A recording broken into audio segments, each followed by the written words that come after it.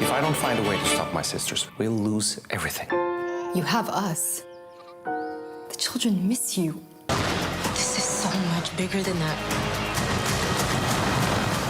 Welcome to our latest TV series show here on Arts 24, where our critic Dheepthika Laurent is bringing us all the latest from Monte Carlo's annual television festival, plus some major new releases this month. Hi, Deepthi. Hi, Olivia. Now, we're starting with the hotly anticipated Season 3 of South Korean hit Squid Game. For those people who've been perhaps living under a rock, just tell us a bit about what this show is. Well, the Squid Game, of course, won critical praise for its biting social commentary on human greed and capitalism. The premise of the show is you have a group of financially strapped people who are lured to a mysterious island where they participate in children's games for a cash prize, but they risk their lives each time.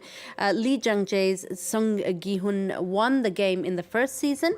He comes back in the second season to seek revenge against the organizers, and season 3 picks up from here after a very violent, bloody revolt. Okay, well, let's take a look then at season 3 of Squid Game on Netflix.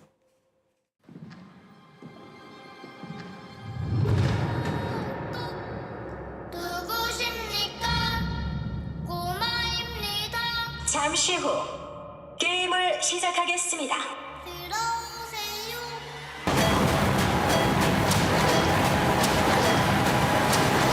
뭐 하는 거야? 와인 게임하지. 이제 여기서 제발 그만해 주세요.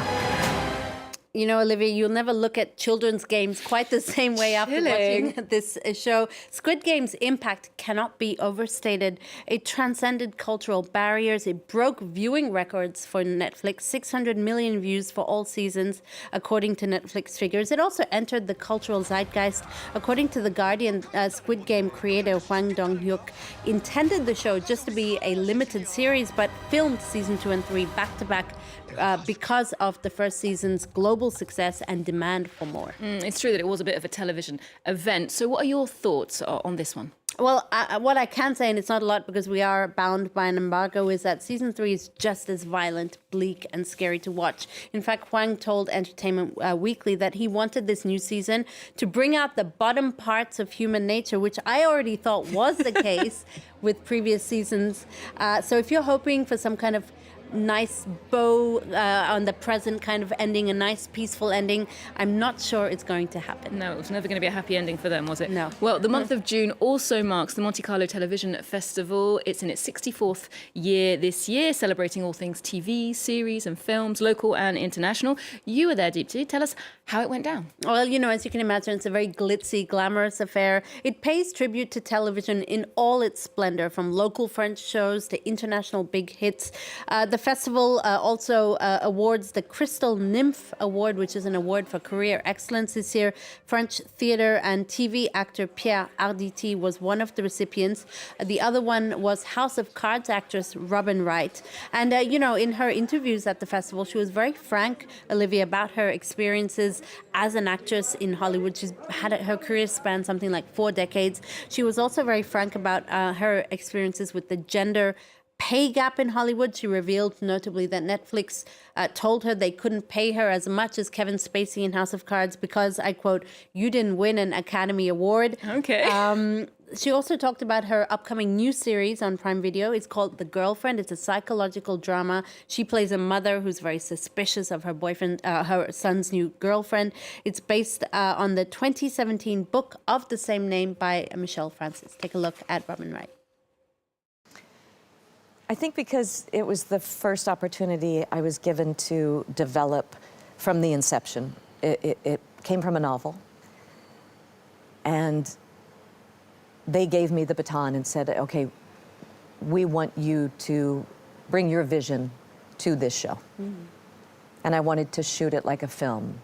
So I got to choose my DP and hire the people, cast the cast who I thought was right. I'd never been able to do that from the ground up. Robin Wright speaking to France 24's Jeannie Godula there. Now, she was a big winner. Take us through some of the other prizes at the festival. Well, of course, the festival is an occasion to also discern prizes for Best Series and Best TV Film. Now, Jazz Sinclair was awarded the International Golden Nymph for the Most Promising Talent. She is one of the stars of Gen V, a live-action spin-off of the hit superhero series The Boys.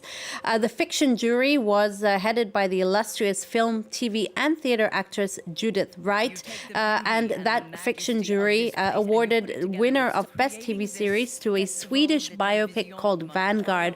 The series traces the rise and fall of Jan Stenbeck, portrayed by Norwegian actor Jakob Oftebro. Now, Stenbeck is credited with breaking Sweden's telephone monopoly. He launched the first commercial TV channel in the country in the 1980s. Called TV3, and his personal life is as colorful as his professional life. A well-known figure for Swedes then was. Take a look. This is the series Vanguard. Helvete! Jag förlorar bolaget! Fattar ni det? Det är Jan som kommer. My sister Margareta. Hej då. Skog och stål är dödande näringar. Kinnevik är skog och stål. Är det inte jobbigt att inte ha någon fantasi, Margareta? Bryr du dig inte om de som kommer förlora sina jobb? Alla som driver bolag vill tjäna pengar. And Olivia, the best TV film went to a film called On a Day in September, a film that depicts the first meeting post-World War II between then German Chancellor Konrad Adenauer and French Prime Minister Charles de Gaulle in 1958. Quite riveting stuff.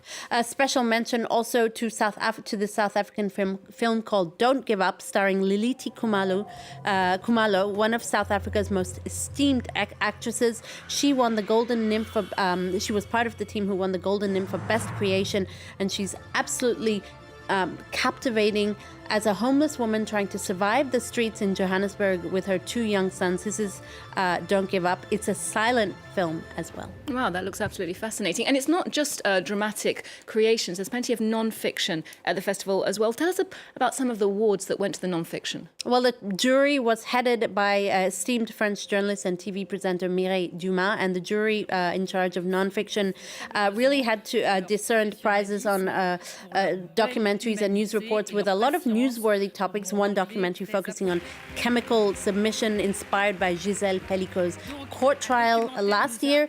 Special jury prize went to Children in the Fire by Yevgeny Afinivsky, which recounts the stories of injured children from Russia's war in Ukraine, blending live footage and animations, adding a little dimension of childlikeness to the documentary. Zooming in on current events then as well. And a very familiar face for French sports fans. The tennis player Yannick Noah was also at the festival. He was there to promote a new Franco-Belgian TV film. Yeah, that's right.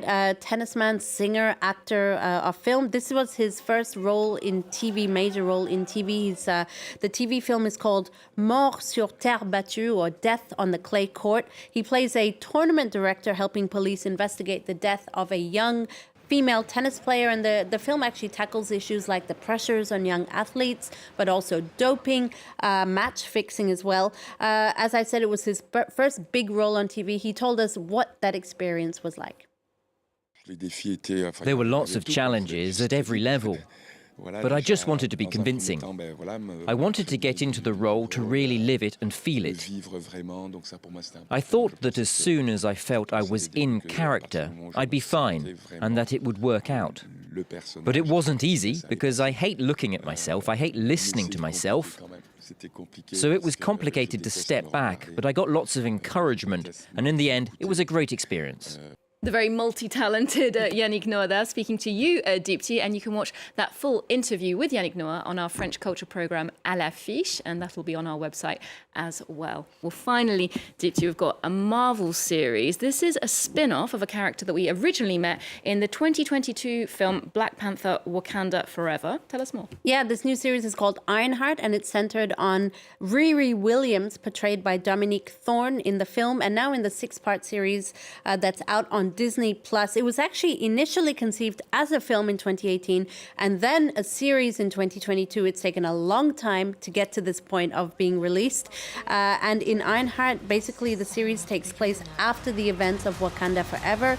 Riri is a young female inventor creating the most advanced suit of armor since Iron Man. And she also gets caught up with the enigmatic Parker Robbins, played by Anthony Ramos. I'll be honest, the reviews are a little bit mixed since the series was released. The feeling is that visually it's amazing, but story-wise, a little bit lackluster. Nonetheless, praise pouring in for Thorne's portrayal of Riri, and apparently a finale that's absolutely incredible. So might be worth watching to the end. Okay, thank you very much for the tip, and thanks for the roundup this week, Deepthi. We'll leave you with, well, something for Marvel and non-Marvel fans, a chance to decide what you think of this one. Here's a clip of Ironheart out on Disney Plus this month. Do remember to check in with us for more TV, movies, arts and culture every day on Arts24 or on social media too. In less than 3 minutes, the air in this elevator will no longer be breathable. Oh, what is this? Your interview. You'll suffocate, die unless you break into the device on the floor, where you'll find a gas mask. Good luck. Screw this.